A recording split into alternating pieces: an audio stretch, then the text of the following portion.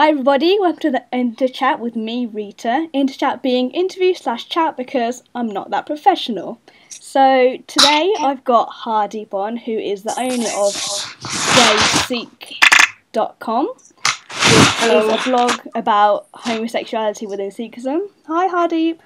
How you doing? I'm good, how are you? Yeah, good, thanks. So I just want to tell you, when I first saw your blog, I think it was a retweet from Bobby Friction. Yeah. I was like, okay, I just looked at this blog, and I had only read a paragraph when I was like, I need to speak to this guy. Something just connected, and I was like, this is powerful stuff. So, Thanks. what happened? How did you start your blog, and why did you start it? Well, it started about, say, maybe a year and a half ago when I realised that, I've always known that I was gay, but my parents have always said, or always implied, that, being gay is something Western, and it's never really spoken about because we're always being taught that being gay is a choice and it's not the right thing to do. So I was brought up thinking Sikhism doesn't believe in homosexuality, and this is wrong. I can't be religious and be gay.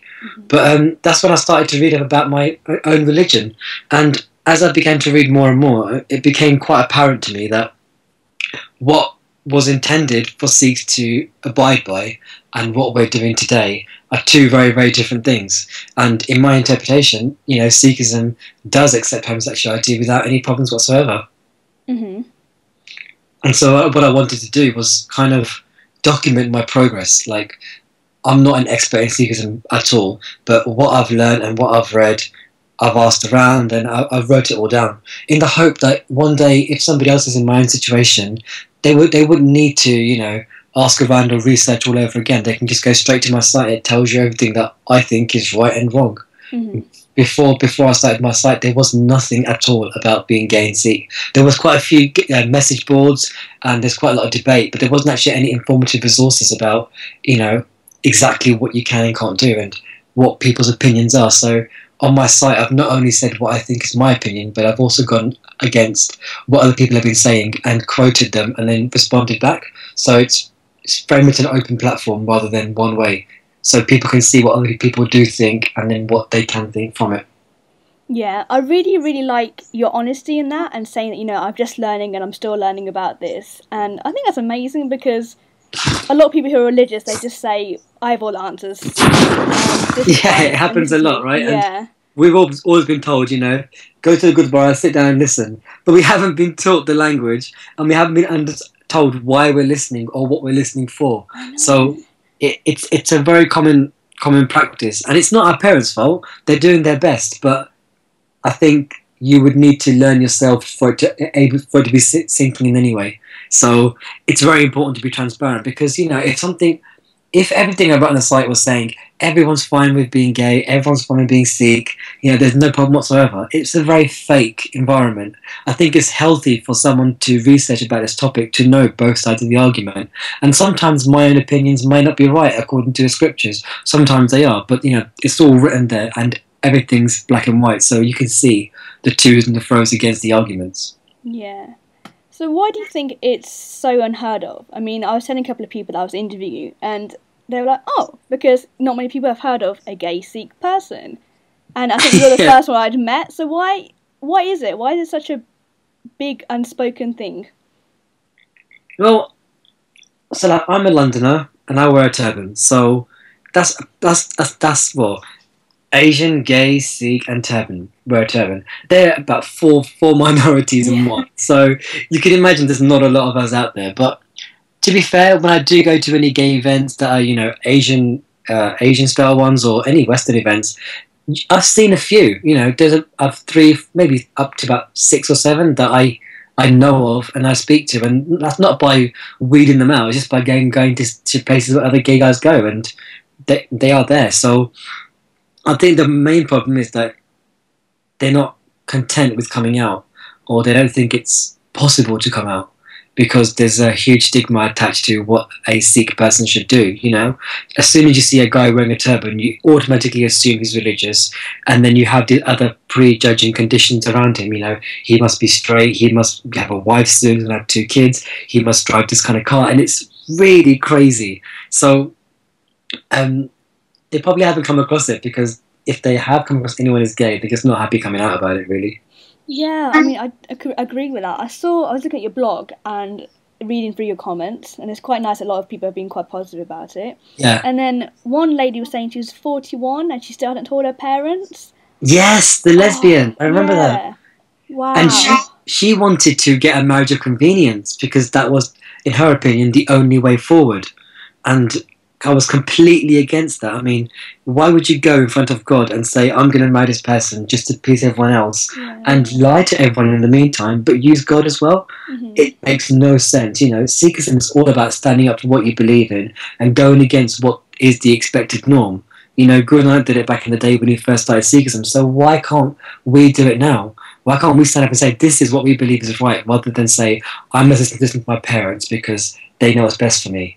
And they do think they know what's best for them, but the reality is, having a marriage of convenience is wrong in so many ways. Yeah, that is, again, when it was really nice how you were saying before, it's not your parents' fault. And I agree with that, because I think our parents just do what's best, and they're using what they learned when they grew up to teach us. So, you know, some things are quite outdated and they can't be used in, like, the present tense. Yeah, exactly. I mean, they don't mean any harm. They think they're doing the right thing, but they don't understand that if you had to suppress your homosexual tendencies, you would be living a life of a lie, and as time goes on, you would hate your life more and more and more and more. And no parent would ever want that. But they don't understand that, you know, being gay is not a choice. And you can still get married, you can still fall in love, you can still have children. And unfortunately, a lot of Asians that I've come across are ashamed of what others may think. And that's pretty common, and I can understand why. But at the end of the day, we should only really care about our immediate family. And if they're happy with us, then, you know, everyone else will in turn learn to respect because the parents have accepted too. Yeah, I definitely agree with that. And I think it's just such a hard thing to understand that it's still going on today, and how many people are just still so scared to come out, and they stay hidden, they stay unhappy, or just to please people around them. They can't put themselves first.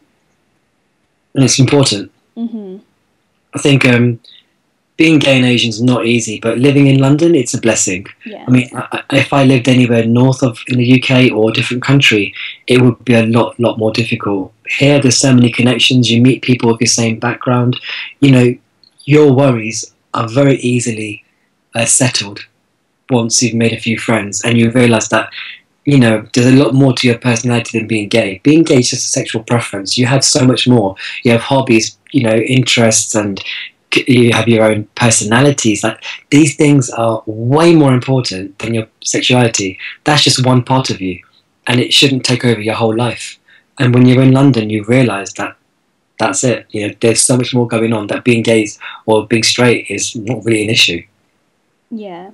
So why do you think that you get so much backlash from this? It's in my opinion, it's quite clear. There's a lot of guys out there who have dedicated their whole life to religion, and there's nothing wrong with that.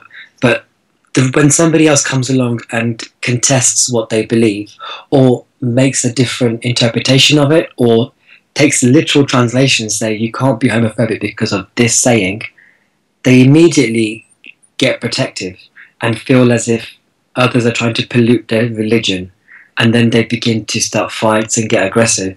And, you know, my response to that is that we as Sikhs should never get aggressive.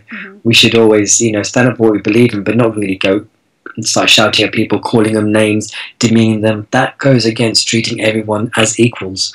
So they only start going a bit crazy because they think that their religion is being polluted, when they don't realise that their religion is accepting of everyone. That's one of the reasons why it works so well, or in my opinion, did work so well. And unfortunately, in today's day and age, I've met very few Sikhs who, you know, are true Sikhs in the form of what's written. You know, there's things, the Rehat Maryada is some sort of code of conduct that Sikhs must abide by. And on there it says quite explicitly, a man must only get married to a woman. And that argument is used quite a lot towards me. But on that list, it also says that women cannot pierce their ears, or they cannot wear gold. And, you know, if you go to any Sikh wedding, you'll see that happening all the time. And to get married, you must take Amrit, and a lot of people don't do that. They get and you can't marry outside of Sikhism, but a lot of people do that, and that what that leads me to believe is that this Rehat Maryada has evolved, and is now no longer being maintained by the gurus, but instead by people on this earth, which are all capable of mistakes.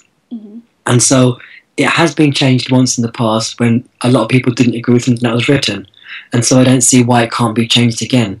You know, a lot of Sikhs every day are breaking a lot of rules in that code of conduct, and I don't see why that one thing should be used against me when there's so many more that affect a lot of other people. Yeah, I think the biggest thing in this is that people judge, and more especially the people who are religious, they make a bigger judgment when their sense of self is threatened. And it makes me wonder that people who are that religious, who should be that pure, can still judge people on something like being gay. Yeah, I think it's a human instinct. Usually, what we don't know, we're afraid of. Yeah. That's how racism started off, and this is how homophobia is starting as well. You know, they always think, oh, it's them, not us. And Sikhism is all about ours, we, us, not separating each other. So when someone religious comes along and says these kind of negative comments, you would question how religious they really are. I mean, I had the pleasure of speaking to the representative of a Gurdwara in Bristol on a BBC Gloucestershire radio show, and the radio presenter asked quite explicitly, if I came in with my husband, would you bless me? And he said, I would have no problem in blessing you, you know, the Gurdwara is open for everyone. And for a Gurdwara representative to say that, it meant a lot, and it was really nice to see that aside from all this crazy storm going on, there are some guys out there that do believe in equality and would happily open the door with open arms. Yeah. And then, so, I think we spoke about this before, and you said that you were still learning because you heard that you're not supposed to take blessings or something. That's right, yeah. So when that comment came across, somebody in America, who was also a gay Sikh, messaged me and said, hey, you know, according to our scriptures, you know, blessings aren't something that we should do or receive, because they can be seen as something a bit mystical and a bit not sure what the right word to use was, but he said it wasn't pure. But you know, blessing can just be someone saying, you know, welcome in. Can be someone saying, please take some prasad. It's not like saying, I'm going to cast some magic and do that kind of stuff on you. So, whilst I agree with what he's saying, I don't think there's anything wrong with getting a blessing in the Gurdwara. Whether that just be someone welcoming you in or not, I don't know. But I've never been to a blessing before. But yeah. I don't think it's something bad at all. I think it's a step forward, if anything. It's all about exposure. If Asian people see Asian gay guys and Asian gay girls walking around and their parents completely fine with it, in no time it will get fixed. People's opinions will change overnight. It just takes a few people to say, yeah, I know, and it's not a problem. Once that happens, everyone will follow. It's like sheep. It happens. Look at our family 5-6 years ago. Marrying outside of Sikhism was a massive no-no. And you know, there's some people in my family that have done that, and at that time it was massive. You know, families broke up, and then 3 or 4 years later they got back together again and realised what was that mess all about. Now when people in my family marry outside of religion, it's not even spoken about in a bad way or a good way. It's just like, oh, okay, cool. Yeah. It just takes a few people to go through a massive storm for it to calm down and become acceptable for everyone else. And I genuinely believe this whole gay Sikh thing is another process of that. Yeah, I definitely agree with that. I think also another thing is that when have we ever spoken about love with our parents? I mean, we all see it in Bollywood, but it's never ever spoken about in the family. So when you do meet someone, you get these new feelings, and it's like, oh my god, I have fallen in love. But how can you talk about it when you've never spoken about it to your parents before? Exactly. It's a bit cringy almost, isn't it? Because our parents have always said to us, don't date, do your studies. Yeah. And then when you finish uni, it's suddenly like, haven't you got a girlfriend yet? Yeah. When was that supposed to happen? So, yeah, we've kind of been brought up to shield our feelings and our emotions. And I think if I did have to start speaking about love for someone else to my mum, it would creep me out because it's not anything that I'm used to. Yeah. I mean, even people in my family now who are married, they wouldn't say to their parents, you know, I love her and I did this for her. They would just say, yep, we're getting on really well. Yeah. It's a personal thing. Mm-hmm. But do you think that if people could speak to their parents about it, it would make it easier, the whole process? Coming out and falling in love are two different things. No, I mean about falling in love and then kind of having the confidence to come out for some people. I think it should. Well, I in in my opinion, the correct way is to come out first, and then once they got used to that idea, then tell them that you're dating someone if you find that they're appropriate to introduce to your parents. Yeah. I think the danger of introducing them as your same-sex partner immediately will make the parents be suspicious of that person and think that they're leading them astray. But if they get to know you as a gay person first and understand you haven't changed and nothing's different about you, then when you do bring your partner in, they will accept them with the same understanding they have for you. So it's also important to come out for the right reasons, not come out because your partner is forcing you to or because they think it's important. You must do it on your own accord when you're ready and not have a relationship as an excuse, is my opinion. Because it'll make you stronger and it'll get your parents understanding you more because there's only one of you involved as opposed to two. Yeah.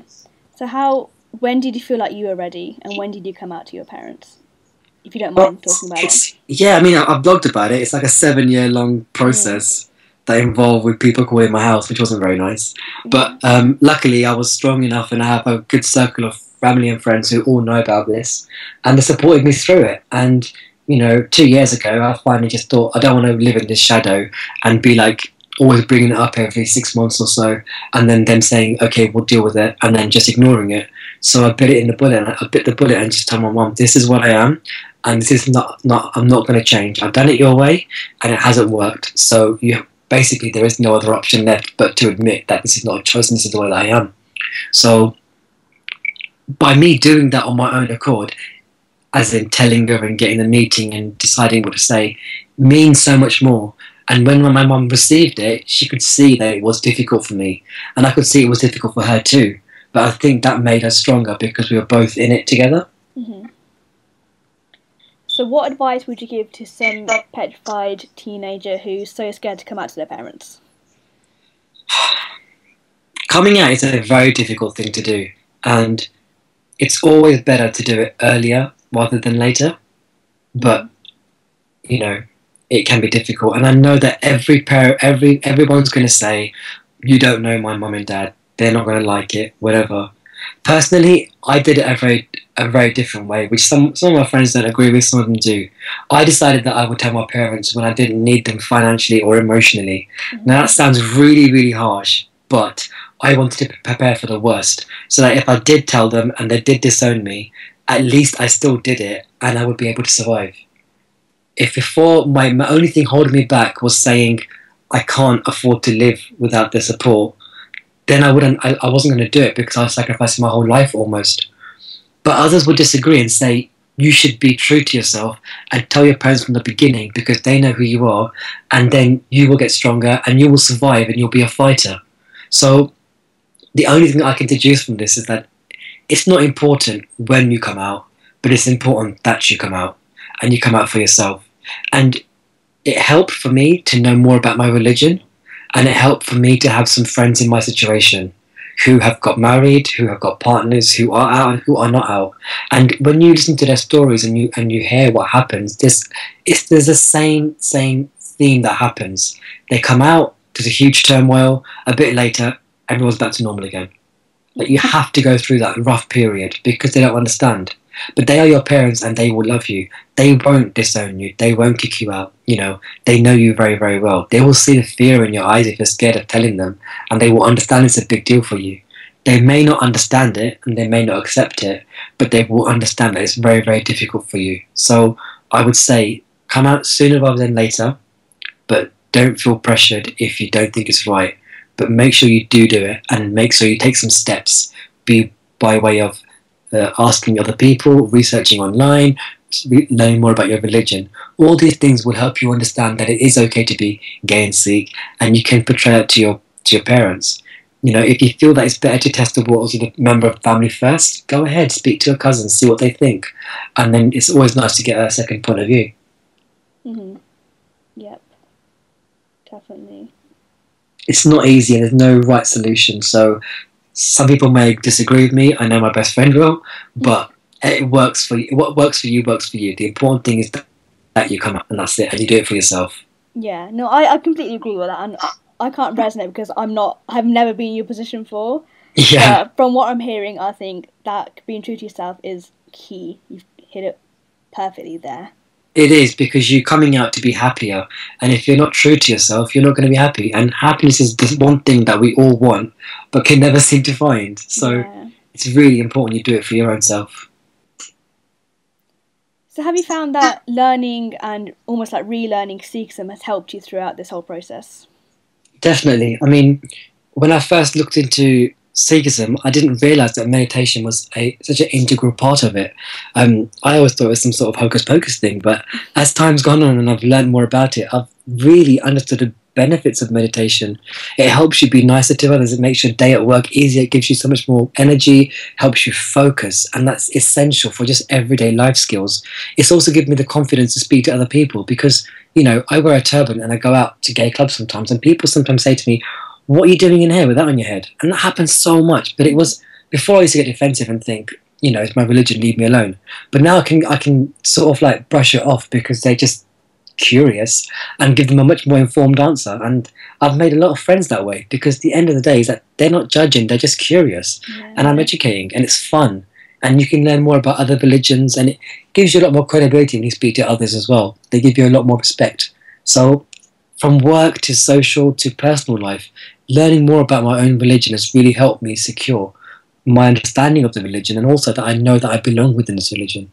Not that my parents just forced me and said, "You're not going to cut your hair, you're going to wear a turban because we've told you." I now understand why and, you know, what the reasons behind it. Yeah, I really, really like what you just said about those people aren't judging, they're just curious. That was very, very nicely put. I really like that. Yeah, it's true, because we get defensive because we think it's an attack, but it's not. And if you think about it, those are the guys that are approaching you are the decent ones. The ones that don't approach you and say things behind your back or from afar are the ones that tend to be a bit nasty. Yeah. So how do you deal with this kind of negative comments you get? I haven't really got any negative comments. I mean, I haven't had any racism at all. I've only got curiosity. So no one's ever been like, you Paki or Turbinator and that kind of stuff. No one's been anything like that. They've all been pretty receptive, and I've gone to lots of places that are, you know, straight or gay or lesbian or predominantly black, Asian or white. So I like trying different musics and all that kind of stuff. But everyone's been pretty receptive, and I think a big key of it is how confident you feel, and that gets portrayed when others see you. And also having a diverse group of friends really helps as well, I think. Because if others want to start judging, they look at your friends and realise, oh, they've got friends of different colours, oh, maybe they're cool.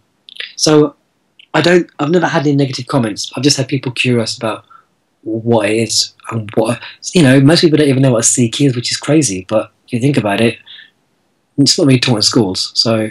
Yeah. Have you had any negative comments on your blog? About being gay, yeah, loads, but that's just because they're being protective, and that's completely understandable. And I'm happy to say that every comment that's come towards me in a negative way, I've managed to respond to it with a positive comment that, you know, sometimes people won't. I refuse to speak to people who go down to using rude words and start insulting personally. There's no reason for that. You know, one person on Twitter said something like, I will have sex with your mom, and then I will kill your dad, and then I will sit down and have dinner with your gran before killing her. And it was pretty ridiculous. Like, this guy's a bit of a nutcase, right? So when people start saying stuff like that, it's just the right thing is to ignore them. Sometimes I'm a bit curious, and I'm like, and I always reply back saying, why do you think this way? What made you think that? And sometimes they respond back in a way that is a good way to proceed. But sometimes they just reply back with insults, which means that they're just going on an ego trip, and it's always best to say nothing, because otherwise it spirals out of control. So whenever I have these comments that are quite rude and insulting on my Facebook or on my Twitter, on my blog or my Twitter, I always remove them. And some people might say that I'm trying to fabricate the truth. That's not a fact at all. If anyone's going to constructively write something for my blog or against my blog, it will stay there. But when it becomes insulting, my blog's got no space for that. Yeah, definitely. Does your family know you have this blog? They don't. So most of my cousins and everyone does, but my immediate family don't. And I think because if they knew who it was, they would kind of feel as if like they're seeing a whole different side to me. And I think in time they will get to know it and they will see it. But right now I'm still building a relationship with my parents, so I'd like them to know me by speaking to me and being me rather than reading about it. But this is primarily set up to help others, not for me. Yeah. I think even just having your coming out blog was just really powerful to read. And that's just like, it was just, even for me, you know, I'm Sikh and I'm not really practicing, but this is the way I was raised. And just some of the things you said in it, I was just like, oh, I can feel your passion for it. Oh, thanks. I mean, I don't think I write very well, and that article took a few goes to get it right. But I think if you're passionate or you feel strongly about anything, the words just flow. Yeah. And you know, I've lived that moment so many times, so I'm really happy that it's come across in a powerful way. Thank you. Yeah, it really touched me, and I was just like, I need to speak to him because this is a very powerful platform, and you've given a voice for so many other people, and I think that's amazing because, like you said, there's nothing out there about being gay and Sikh, so people need to know information. They need to know, you know, who can they talk to, what to do next, and I think what you're doing is absolutely amazing. Exactly. I mean, I've been speaking to a few guys who are in the same situation as me, some guys who have no opinion on it, some that I just want to know what I'm doing, why I'm doing it, and it's all really, really healthy because at the end of the day, the phrase gay Sikh is becoming a little bit more known. So hopefully people won't be so shocked and say, oh, I didn't know there were any. Because, you know, if you're human, you can be gay. Bottom line. Yeah. Okay, well, thanks so much for coming on. This has been amazing, and I just think it's so important for people to hear from someone, you know, who is open and they can talk about it. Yeah, thanks for having me on. I really appreciate it. So where can people find you and contact you if they want to? So my Twitter is gaysikh, and my website is gaysikh.com, and my email is admin@gaysikh.com. So it'll be great if you could read my blogs, tweet them, comment. I always reply within a week, so you know, it'd be great to get some more feedback. And if you've got any ideas about some future posts or, you know, certain questions you're not sure about, I'll be happy to, you know, research upon it and then do an article about it. It'd be great. All right. Thank you so much. Thanks, guys, for listening. If you like this InterChat, please like, comment, and just subscribe. And let me know what your feedback is on this, because it's been amazing having Hardeep on. Thanks, Hardeep. Thank you. Bye. Bye.